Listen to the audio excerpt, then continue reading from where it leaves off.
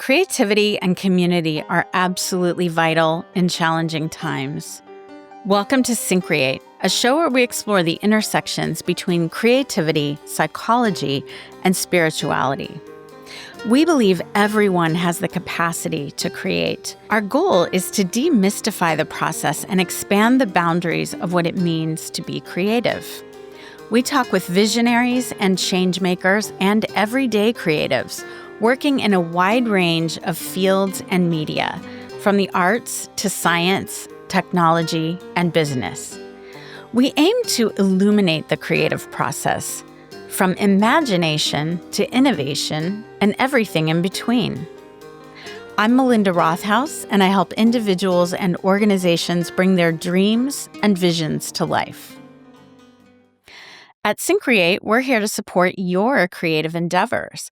So if you have an idea for a project or a new venture, whether it's a book, a piece of music, an artistic venture, entrepreneurial, whatever it might be, reach out to us at syncreate.org. We can help you get it off the ground. Our book, also called Syncreate, walks you through the stages of the creative process so you can take action on your goals. We also offer resources, creative process tools, and coaching to help you bring your work to the world, including a monthly creativity coaching group. So check out the website for more details. So our guest today is Prudence Arceneaux. She's a poet and chair of the Austin Community College Creative Writing Department, where she's a professor. Her work has appeared in various journals, including the Academy of American Poets Poem a Day, Limestone, Texas Observer, African Voices, Inkwell, and many more. She's the author of 2 poetry chapbooks, Dirt and Liberty, and her new full-length collection is just out, called Proprioception. It's just been released from Texas Review Press. So welcome, Prudence, to the show. I'm so delighted Thanks for having me. To have you here today. Yeah, and I feel like kind of like Marcus, who we had on the show from ACC a little while back. You know, it's like I've been hearing your name for years, like mostly through Charlotte, but through other people as well. Yeah. And I'm just glad that we've finally gotten to connect directly. Yeah, I've seen your face, but it's your voice that I keep hearing in my socials. And it's been like this soothing balm. So I'm happy to be in this space with that. Thank you. Yeah. Thank you. Great. So you are a poet and a professor and chair of the creative writing department at Austin Community College. Who knew a poet could do all the stuff? I know. It's amazing. It's so great. And it's so great to have a poet in that role. Yeah. So many things I'm excited to talk to you about, but I, kind of one of the reasons that I really wanted to have you on the show is because as I've been reading some of your work and just kind of like getting to know you as much as I can online, there's such a vibrance and a wholeheartedness in your poetry, as well as a sensuality. And I just have this sense of someone who is living life fully. Trying to. Yeah. I'm trying to. I would argue that most of the people who work with me throughout my academic career would have described me as difficult. How so? Well, because there seems to be an abstractness to some poetry. Yes. A kind of disconnection. Yes. Which I love the idea of investigating the sublime, but most of us are living here on this plane. Right. I can recall one of my instructors asking, like, why do you have to have dandruff in this particular poem? And I was like, because it's a thing, right? We're humans and we're living a life, right? Yes. And it is part of our experience. And she'd referred to my stuff as earthy. And I thought, it's where we live. Yes. So we I'm are okay here with on that. the earth. Yeah, capital E, earthy.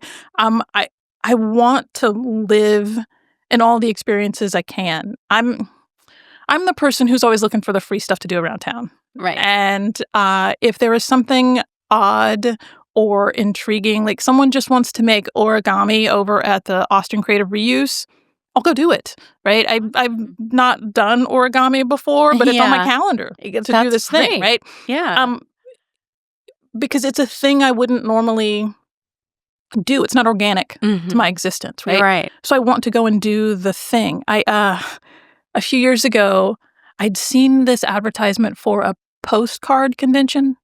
Okay. And I'm a writer. Like I collect stamps and envelopes, and if I mail you letters, my envelopes and stamps match. It's a whole thing, right? Yeah. And I was very like, a postcard convention. Like, what do you do there, right? Yeah. And it was at the Boy Scout Center in North Austin. And I drove over there, and it was just these humans who'd been collecting postcards for decades. Amazing. And trading postcards.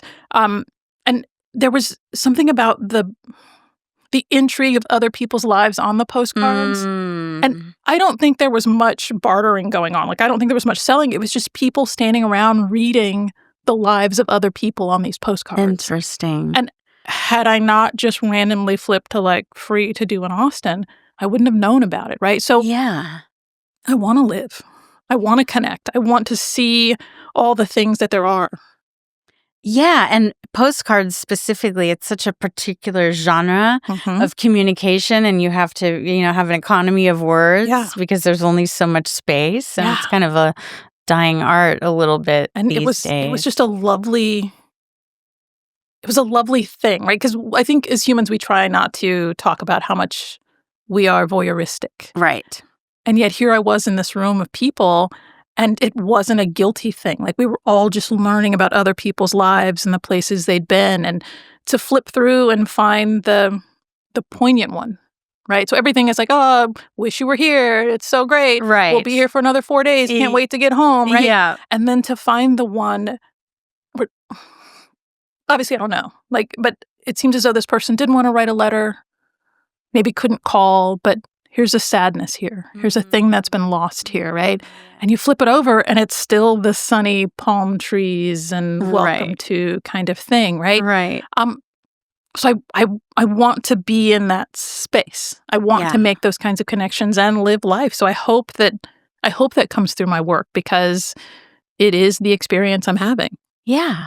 And there's a visceral quality to it, like one of your poems from one of your earlier collections, Dirt, where you talk about, gardening with your father as a young child, and just, all the kind of sensory details of that experience, but also kind of how you're in a different place now. Yeah, right. And and thinking of that one particularly, like the lessons that we learn. Yeah. Right? I think for me, that's the thing I want to do. And it may, for some people, seem like a distraction from being present in the moment, but it's an understanding of what I'm getting from the space. What am I feeling from other people? Yes. And when I wrote that poem, it was that kind of thing. Like, it seems like maybe I'm not paying attention, but I am, right? I'm able to list all the things that are happening in this space. So I go to a concert. Yes, I heard the music, but it's the other people around me that I'm also absorbing in that space, right? What is it that makes us human? That's really the thing. Yeah. Yeah. Yeah. So another poem that caught my attention is your poem, Menopause. And if I may, I would love to just read the first line. Sure. Which says, "For further reference, I go to love like a fire engine, to a 3-alarm, flashing and spinning, yelling across town." And I just love that, because that feels so real to me. Like we have these, again, sometimes abstract notions of love or romance or what that's like. And it's like, woohoo, yeah, right? Like, yeah. And I'd been in the state of menopause since my 30s, right? So as always, I was the youngest at everything with my friends. So here I am, the youngest hitting this phase. Right. And I did what I always do, which is I nerd out. Yeah. I just start investigating. Yeah. And reading as much as I can. I was taking in all this information. And so much of the information was about a wilting. Yes. A deadening. Yeah. And I just didn't see that happening. I didn't feel it happening. As I point out in the poem, like, I refused to allow it to happen. So I think I needed that proclamation. Like, for further, like, just so we're clear. Yeah. Colon. This is what's going to happen after, right?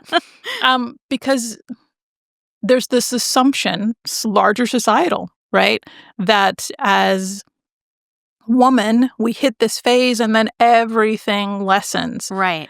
Instead of everything changes. And that's the thing that we just have to work through, right? It is the change of everything. What do you do now that your hair grays? What do you do now that it changes texture? Mm-hmm. Like, you make a new hairstyle. Right. It's a new phase. It's a new part of the journey. And it's almost as if we'd forgotten, which I think most of us try to, right? Puberty. It was another significant change, right? Absolutely. And we were so caught up in it that we weren't thinking about how we were changing. And now we get to live it. We get to enjoy it, and we get to choose how we're going to make that change. Yeah. And that's what that poem was for me, was I'm making a choice. I'm making a choice to not wilt. Yes. I'm making a choice to not fade away, which is why in that poem, I yell. Yeah. Because our society says that women don't, right? That we shouldn't. And so I just want that reminder. It's a fun one to read. When I read it, I preface that it's a crowd participation, which I don't normally do anywhere. Uh-huh. And I let people know, like, you'll understand when we get there. And admittedly, I wrote this COVID, and so wasn't thinking about, like, having a bunch of people yelling back at me. Right. But it is so good to have an entire room of people, like, finally feeling free enough to yell, right? Yeah. To be in exaltation of their existence. Yeah. Yeah. And in your kind of commentary that accompanies the poem in the Academy of American Poets website, you talk about, how you were reading in your research that there's this derailing of sexual desires. And I think the poem is really a protest against that, right? Like, I don't want to be derailed. Yeah. And if it is derailing, then I want it to be by that love, right? Right. The suggestion that I would not feel the same passion. Right. Oh, I'm going to go running through the city, right? Mm-hmm. You're going to see it. And who cares if it's gray hair that's yelling about it? Who cares if it's wrinkles that's yelling about? Like, we still feel the love. We all still feel those same things. That I think I might have mentioned that I, like, slammed the book closed and I threw it. Like, it was a terrible thing for this author to say, here, accept the loss of your passion. Right. Like, the passion is the root of everything. Not just love, right? Our existence. And this author said, just let it go. And I refuse. Absolutely not. I refuse. Yeah. Good. Good for you.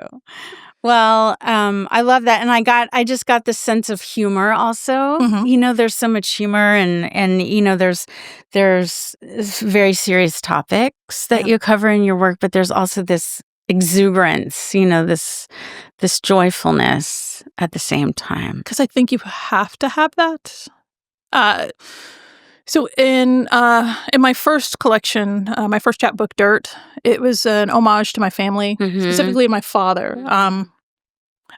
I've always been a writer, but I was taking a long time to put together a collection, and it took his death for me to put that together. Yeah. But even then, I had to think about, like, the way my family grieves. Last week, I lost an aunt on Monday and a cousin on Wednesday. Oh, gosh. That's how it is in my family, right? Yeah. And all week long, I was still working, and people were interacting with me, and I was making jokes because that's how my family deals with death. Sure, there's so much of it in my family, right? That part of it is about the humor of our existence. Like, we're so lucky to be here. Somehow we managed to make it to 50, 60, 100. Like, right. How do we do that thing? Yeah. That I can't not appreciate the humor of our existence as well, even as I'm thinking about death or I'm thinking about fears or anxiety, right? Like, it is the balance of our lives. It's the thing that helps us to keep going. Yeah. Right. So when I think about the jokes that I have, that kind of humor that underlies things, I know that for a reader, sometimes it's uncomfortable, right? Like, you were just talking about this death that's happened, right? but it's how I move through the world, right? There is a loss, but what's the energy that's coming back? Yes. Right? Like what's the balance of that thing? Because there has to be some kind of balance in there. Absolutely. Same thing in my family. My sister and I developed almost, I think, this like gallows humor just to sort of get through life. And my mom had that too. And she actually passed away a few months ago. And I remember, sitting with her as she was beginning her transition process. She was still conscious. And there were things happening, like she was having these, shaking. And she was a retired physician. So I was kind of trying to ask her, like, what's happening right now? Yeah. Like, go into your encyclopedic knowledge. Yeah. And she goes, I don't know. I've never died before. And I just thought that was so perfect. Yeah. Right? Yeah. And everyone else would be horrified. Right. But that's life. That's the real stuff. Yeah. And it has to be an acknowledgement of both things. Yeah. Right? Yeah. So I'll tell you this. I've been asked to read at my aunt's funeral. And I read at my dad's funeral, and I was myself, which means I was a little ornery and a little cantankerous, and I made some choices that the family was a little like, what'd you just do up there, right? And so even when I was asked, there was kind of an understanding, like, you're going to act right. Sure, I'll be better, right? Right. But even that, like, it was the humor of the family. Like, well, is she going to do the thing she did last time, or is she going to do something different, right? And they did invite you back. I know, they invited me back. And they wanted me in front of a microphone. Right. So I think I did a pretty good job. That's right. But so I think in my poetry, I want people to hear me. I want them to hear my voice. Yeah. I think if I'm not good at anything else in my work, it's voice. Yes. Right? Without having met me, without having heard me, I think in my work, you hear my voice. Yes. It comes through so clearly. Yeah. And so, like, that's the thing I'm always going to go back to is in workshops, people often say, like, maybe you get rid of this line. I'm like, that's the line that lets people hear, here's the joke of it, right? Or here's the truth of that thing. Like, it has to come through in my voice that way. Yeah. Yeah.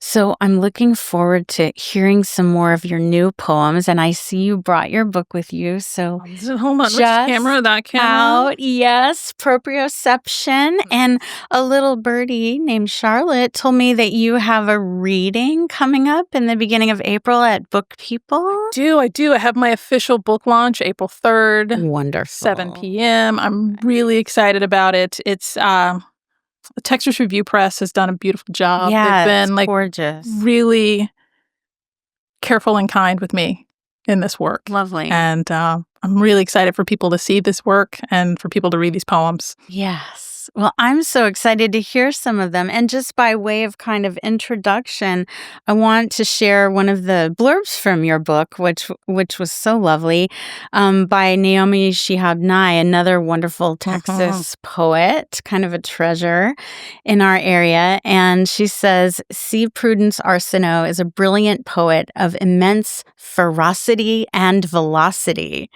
The poems of Proprioception move with muscular grace, surprise, and startle, feeling utterly fresh, unlike anyone else's poems. How Arceneaux manages to be wry, sexy, contemplative, and rueful all at once is a wonder. I love the weed pulling. What a gift.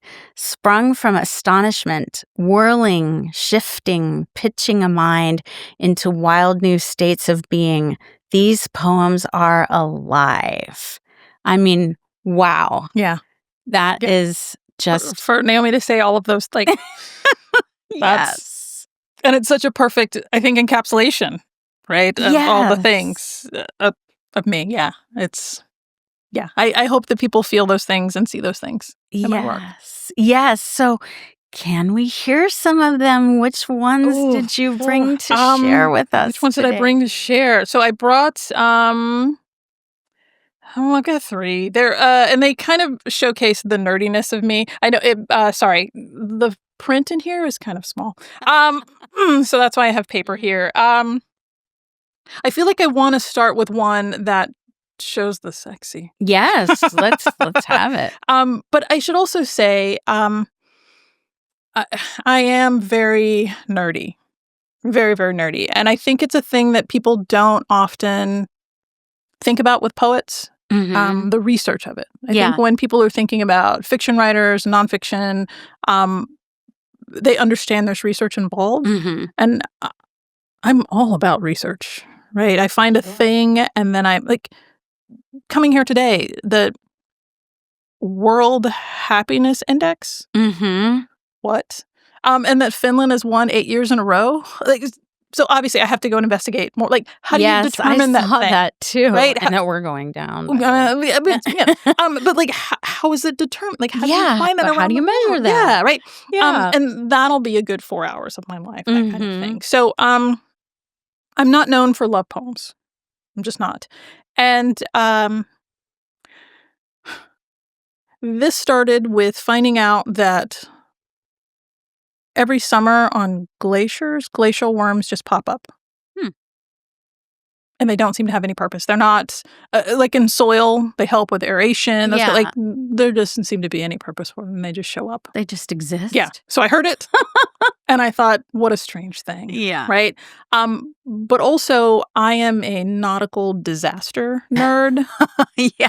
Okay. So if the gods of the waters have decided humans should be shown their place, I'm investigating that thing. So Andrea Doria, Titanic, that whole thing. So that's what happened with this one. Okay. This is entitled Listening to Roger Wallace's Crazy Love. Each summer, 500 million 3-inch worms blackhead the pores of glacial faces. Scientists don't understand it, but don't call it crazy. Fascinating, scintillating, that's what you are. Worthy of study. But you've had the narrative arc all wrong. The main character, man or woman or water bear, just dies. No cancer, no tragic falls, no consumption, no rickets, not drunk. Just stops being. And no one cares. At the corner of North, 41 degrees, 43 minutes, 32 seconds. And West, 49 degrees, 56 minutes, 49 seconds. There's a room of velvet, brocade, and satin. Bespoke in liquid black. Symphony full. Bodies, strings, organs. A cellist's forearm in lunar tempo. No need to change the history. Of course they played while the ship dervished to the floor. If you were about to be rewombed in cold amnion, wouldn't you want your last thoughts to be of the first time you realized you could please yourself with concentration, practice, and the movement of pressured fingers? Why does it have to be crazy? What if your blood is supposed to be blue? What if the connection between bone and tendon is supposed to be broken, bones dissolved, besotted, malunioned? What if sound only travels through a rictus of agonies? What if, just what if, you aren't supposed to come up for air?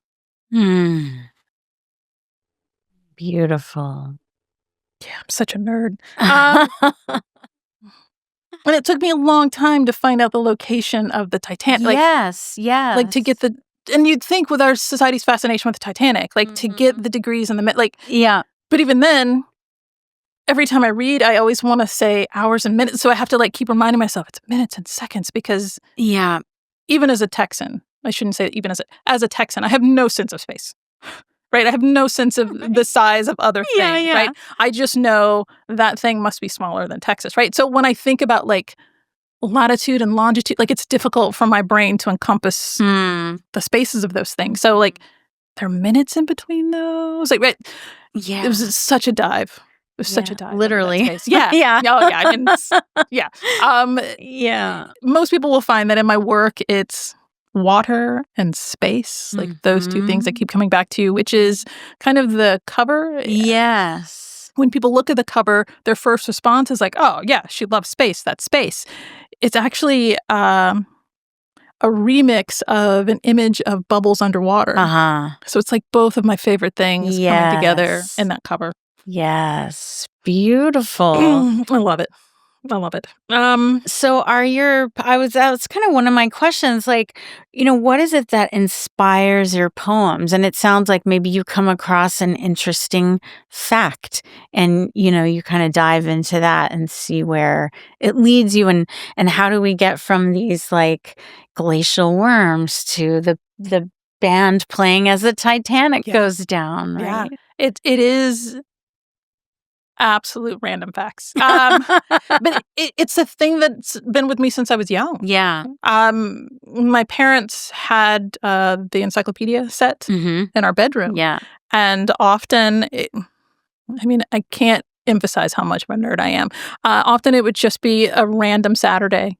Yeah. And I would just pick a letter and just go digging into the encyclopedia. And now that I'm older and writer, I take the random things that happen and I write them down. I can keep track of those things, but it's like, how do we make the flavor of the Cheeto dust? Right. Right. The weights of different oils. Like, I don't understand it, but I want to understand it, right? Like, if it has a weight, how do we do that thing, right? Like, and I get stuck on a thing because it is so random. And thankfully, I have a community that's used to that, right? I reach out to the person that I think is the closest to whatever the piece of information is, and then they reach out to other people because they know now, like, oh, you're doing something with this, right? It's going to show up. Yeah. And if I can't find the piece of information, then it sits aside until I find it, and then the rest of that poem will flourish around it. Yeah. So I'm okay with the random searches because that's the inspiration of it, right? I'm often telling my students, like, we're so busy that we don't even catch when our brain points out that thing. Yes, that's so true. Because our brain is always telling us, like, what's that? Yeah. Did he just say that? Right. Did she just do the thing? Right? Like, I let myself stop. So if you're with me, it's really odd until you learn, right? Like, I'm listening to what's happening to those people, or I'm mulling over the word choice that this person had, and I want to come back to it in something. Because when I think about poetry as this study of, right, this approach to understanding human behavior, we have to be open to all of the little things that make us human, right? All the quirks about humanity. Absolutely. And so, like, I want to be there for that weird stuff. Yeah. Well, and that's so perfect because this podcast is about the intersections of creativity, psychology, so the psychology within the poetry, and spirituality. And I think, one of the most important components of creativity is that curiosity. Yeah. How do things work? Like, what is this phenomenon? Like that urge to go and explore and delve deeper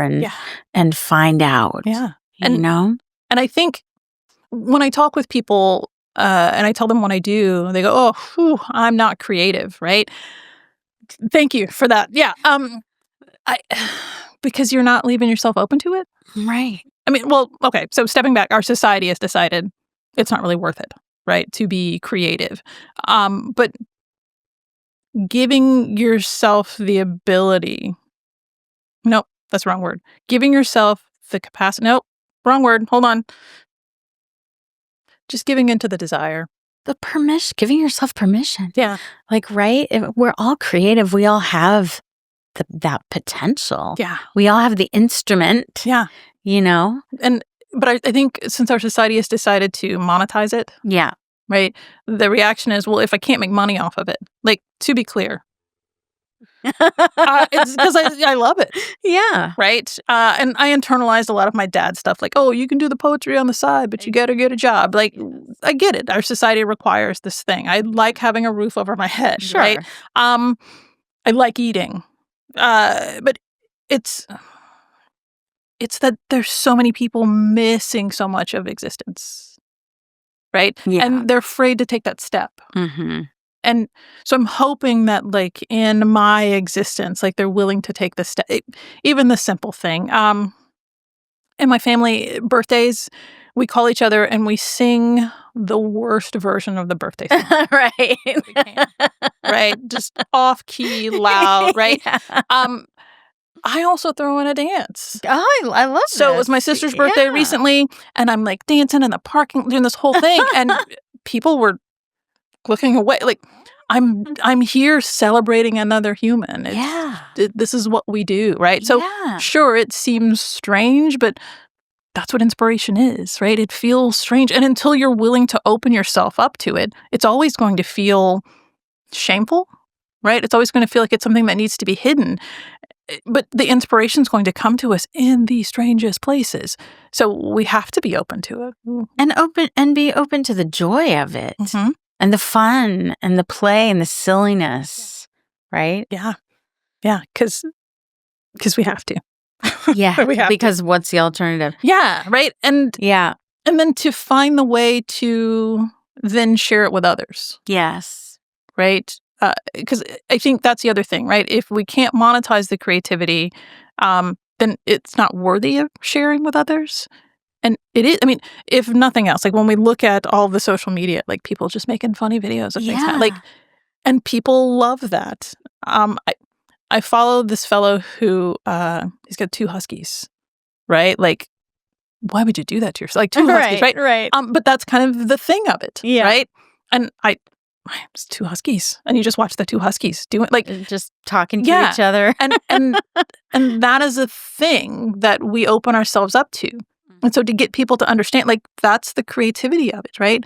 What is yours? What is your thing, right? That you can then share with others that allows us to all remember we're part of this fabric, right? We're all connected in this thing. Absolutely. And, there's many cultures like outside of the U.S., like I'm thinking of like Ireland specifically, but I know throughout so many different places in the world where there isn't this separation, right? Of like either you're creative or you're not. Like creativity is much more just a part of everyday life. And you could be a farmer and a poet, and that there's nothing strange about that. Yeah.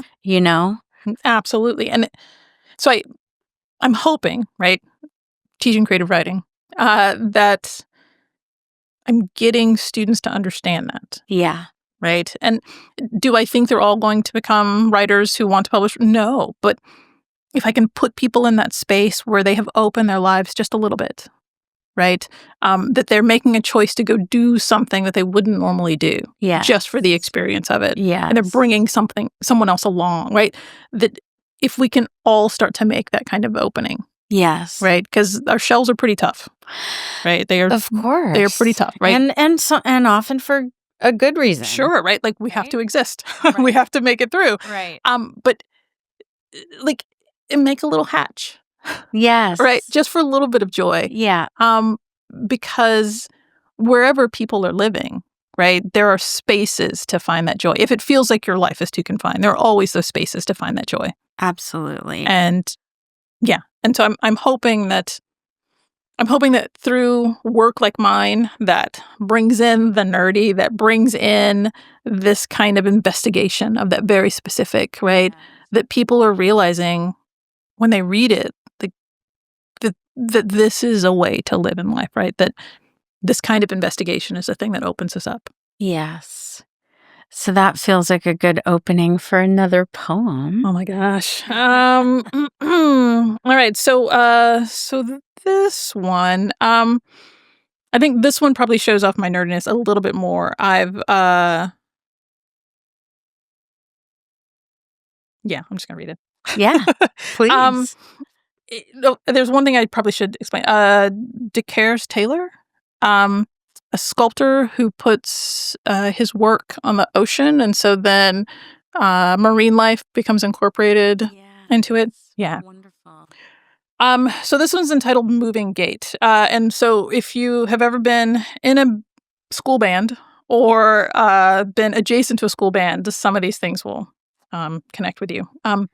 Moving Gate. South Carolina joins the 3 states who've gone back to the use of a firing squad. Proclamation, Fladry. Behypers us to no end in jagged parades. Our color guard of humanity, dead stick some of the execution. We glide step when needed, mark time, always. We declare ourselves uncogged from the machine, but still manage to queue for target practice in the grocery store. The quakes of our strings undulate past 73 kinds of cereal, 24 types of tampons, 50 types of pink salt. People have started saying nuclear again. The young are afraid of work. The Gulf of Mexico is a sacred space, its heartbeat plumbed daily. There aren't enough bodies there to compete with the Middle Passage, so Disney implants statues on the ocean floor off the coast of Clearwater, like they're priceless DeCaires tailors. White sands, white faces. The world isn't that small for it to be true. They could instead sift the sands, raise the architecture. Salt water doesn't dissolve what we have grown in the marrow, only burns when we have stripped away skin. It was all dumped. They were thirsty as they died with swollen tongue bones. Being lost is an event. Being dead deserves a gender reveal. We measure intervals at arm's length, and barrel rulers we watch like rats. They can't vomit, those word promisers, mistaking their inherited inability for a misery bomb. Choke, roll, flail, choke. That's how we're supposed to die, right?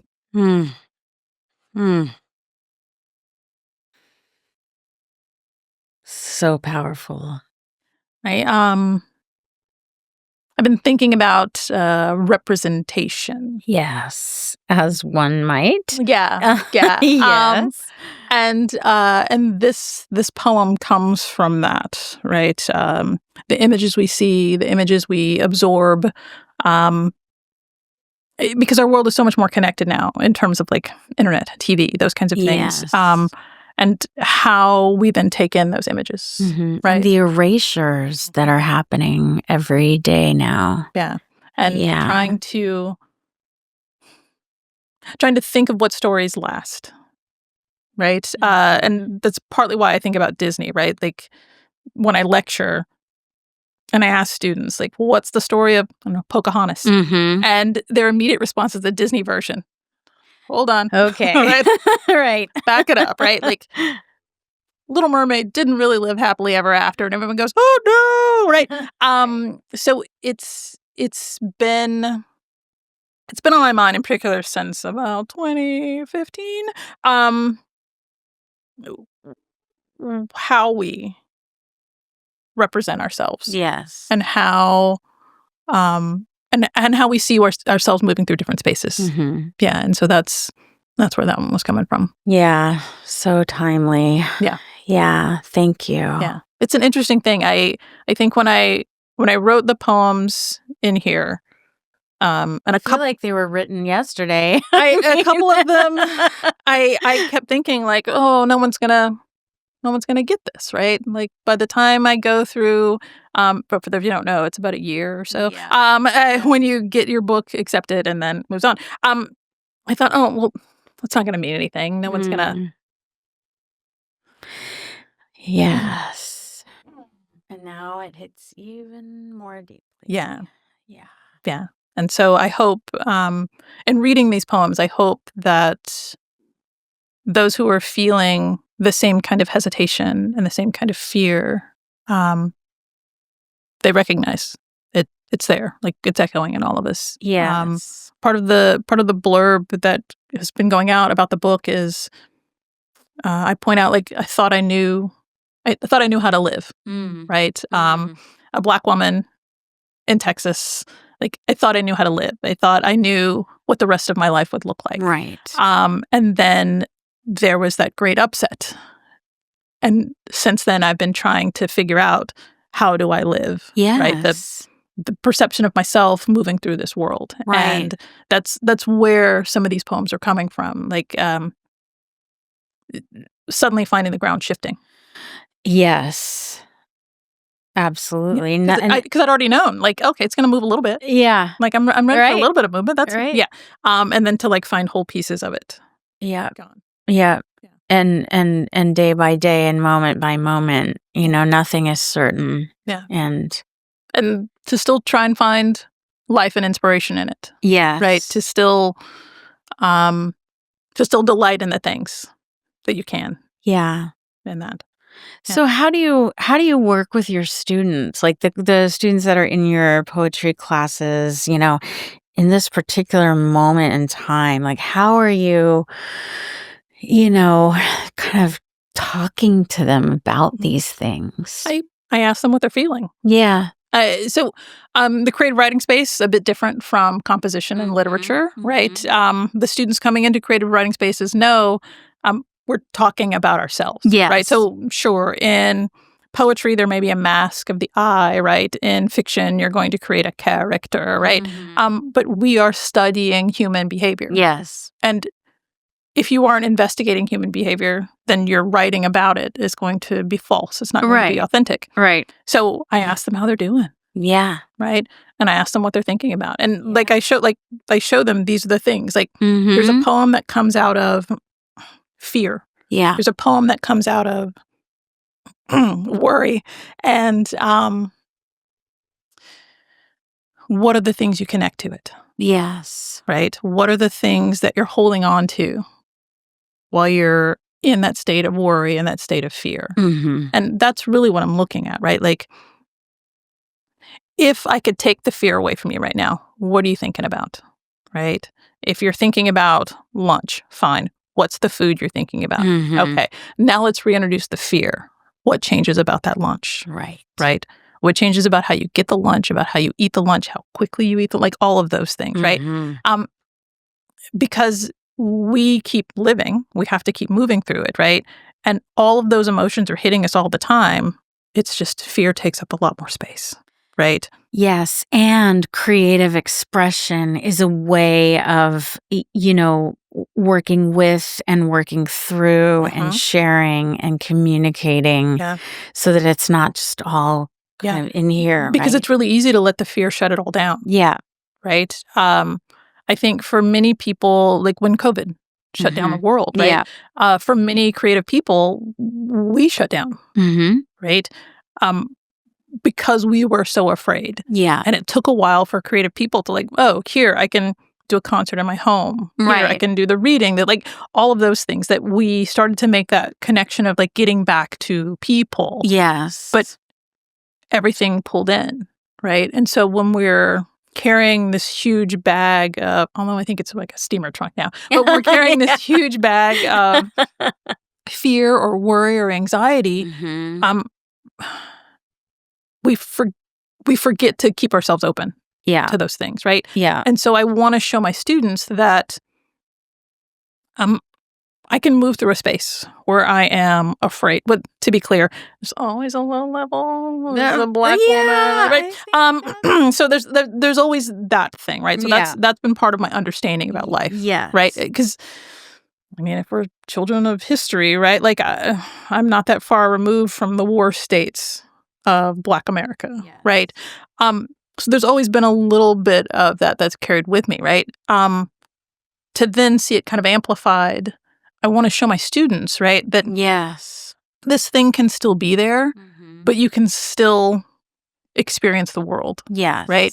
And then share that because there's someone else out there who's too afraid to speak, and what you're writing is going to make a connection to them, right? And hopefully crack that open a little bit, right? Yes. Give them and the space to breathe. You're not alone. Yeah. And so that's what I want to do in a creative writing space, right? It's whether it's a one-day workshop or a 16-week course, right? It is to create community as quickly as I can. And the best way to do that is to how are you feeling? Yes. Right?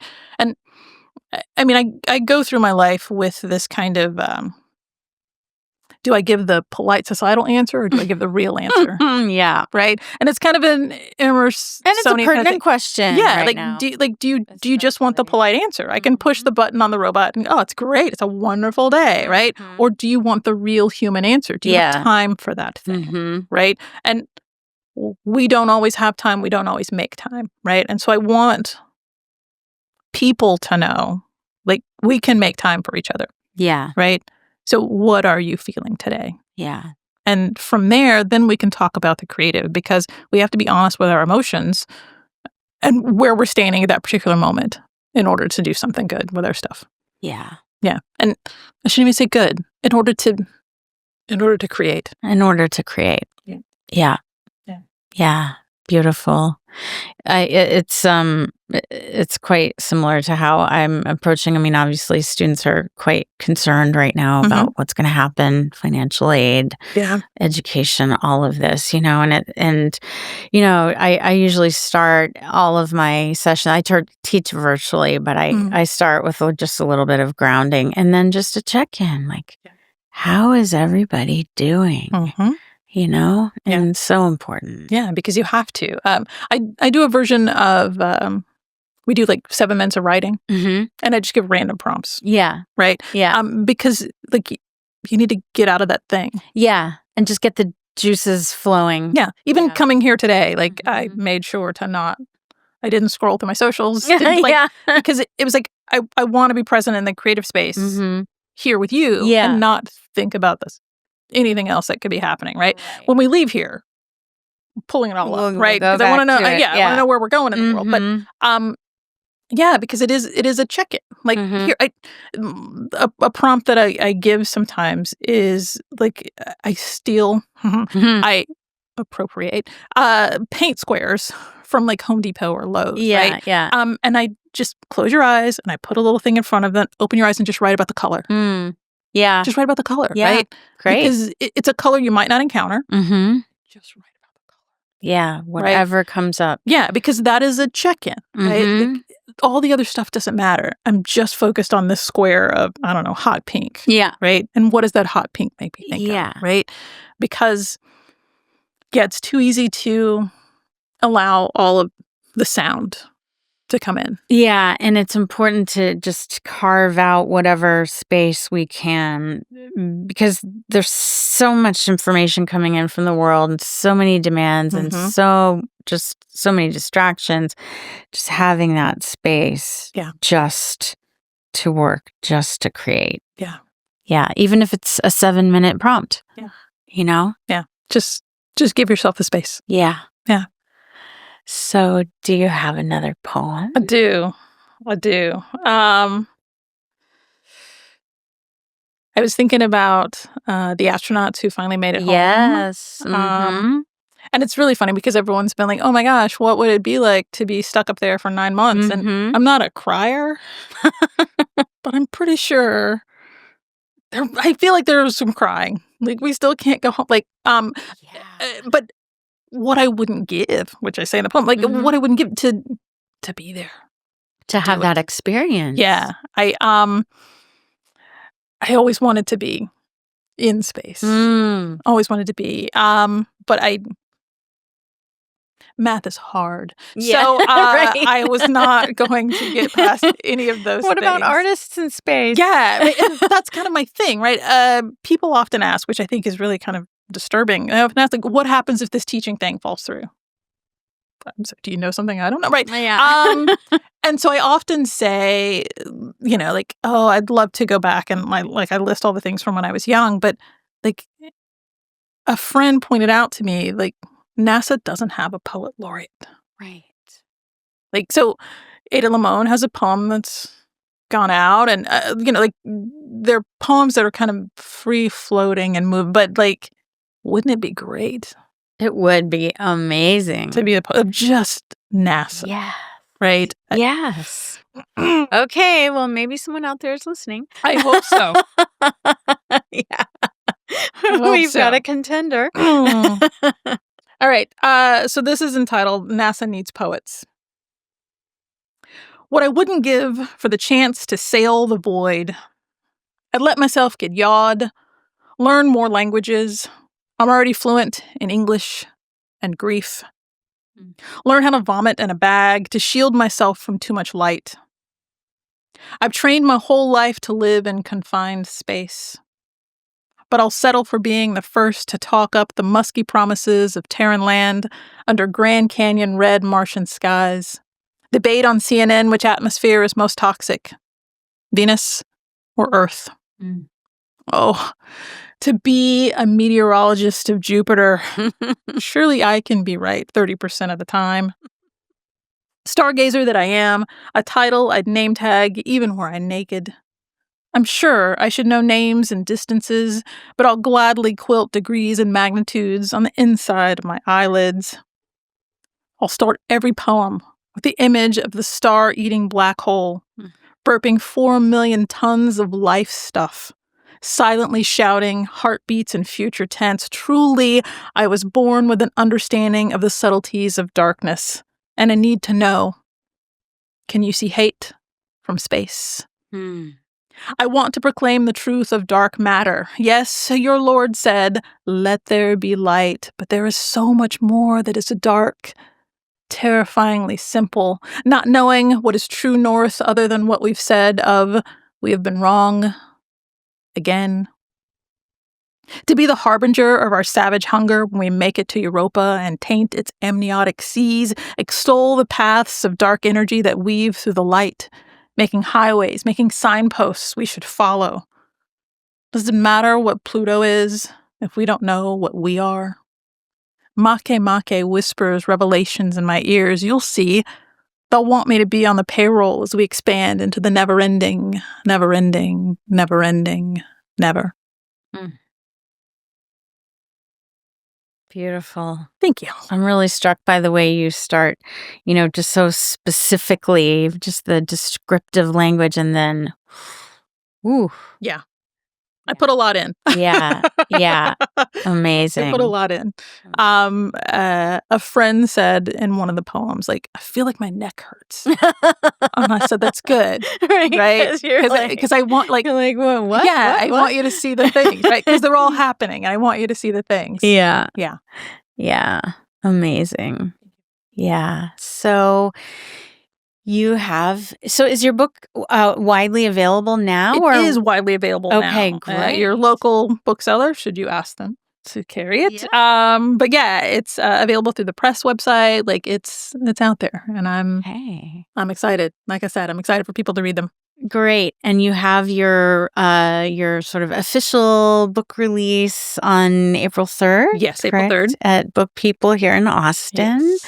Okay, wonderful. And then I don't know what else is on my calendar because I'm on spring break right now. Yeah, no worries. So I've forgotten everything else on my calendar. Well, that kind of leads me into, so if people want to learn more about your work and about what you're up to, what's the best way for them to find you? Follow me on the socials. Okay. I'm on Instagram and on the Book of Faces. Okay. And that's the best way. Okay, so we'll definitely put links in the show notes. Thank you so much. And then I usually like to end each episode with what I call a creativity pro tip, which is something that people can go out and try on their own, whether they're a poet or not. Mm-hmm. But I love some of the prompts that you mentioned. And so maybe somebody who hasn't delved so much into poetry, but what would be like a way to put their toe into the process? I think the easiest way to get into poetry, go for a list. Right? Go for a list. Because we do them all the time. Yeah. We're always doing them. And it doesn't matter what you're listing, right? Grocery, Home Depot, I don't know, what you need to do to fix your car, right? And then thinking about what's underneath each of those. Yeah. Right? Like, why do you have to have that specific brand of potato chip? Right. Right? Whose favorite is it, and why is it that person's favorite, right? Yeah. Why is it that you no longer get the whole milk and instead you get the almond milk, right? Like, what's happening in that space, right? Yeah. Because I may be the only person who thinks this, but there's beauty in someone's grocery cart. Of course. Right? Yeah. And you can tell a lot about someone. Right. And it works for poets. It works for fiction writers, right? Yeah. Like, we meet someone through that grocery cart, right? For sure. And I think that's a good step into it, right? Like, who'd you meet today? Yeah. In that cart? Who'd you meet in that space? Mm-hmm. So yeah, I think that would be the thing, right? Like it's an easy step in there because you've got a list lying around somewhere. Yeah. Right? And just think about each of those items. Why are they there? Yeah. Right? What does each item mean for someone? Uh-huh. Yeah. Yeah. I love that because I often use the metaphor with, if you're a sculptor, you have a block of marble, you have your raw materials. But as writers, we have to create our own raw materials. So that seems to me a brilliant way of going it's about just it. There. Yeah. Right? And there's not much effort from you. Yeah. You just walk up to someone's car. I mean, obviously, like, don't get too close, right? But just looking at that cart. Yeah. Right? Yeah. I just thought about this. Your shopping cart online. Yeah. What's in there? Yeah, right? Like, all of those things, are those things from the you now? Mm-hmm. Or the you last week. Yeah, right? And if they're from that you from last week, what was going on with that you from last week? What was that need, or what was that desire? Exactly, right? And investigate that, right? Because I think so much of this is like, people argue I don't have the right language for it, right? I'm not poetic. I could never write. You're living the story every day. And you have the language, you have the words. Yeah, it's you, right? Your voice is the story, and it's necessary. We all need to hear it. We all need to know what the experience is. Yes. Beautiful. Well, thank you so much, Prudence. This has been such a pleasure. Thanks for having me. And looking forward to, reading more of your work. And I've got a copy for you. Oh, thank you. Yes. That's so exciting, because I was looking around for it. I couldn't find like an electronic version, but now I get to have the hard copy. Yes. Awesome. Yeah. Well, thank you so much for taking the time. Of really course. appreciate Thanks for having me. Find and connect with us on YouTube and social media under Syncreate. If you enjoy the show, please subscribe and leave us a review. We're recording today at Record ATX Studios in Austin, live in person with Prudence today. The podcast is produced in collaboration with Mike Osborne at 14th Street Studios. Thanks so much for being with us, and see you next time.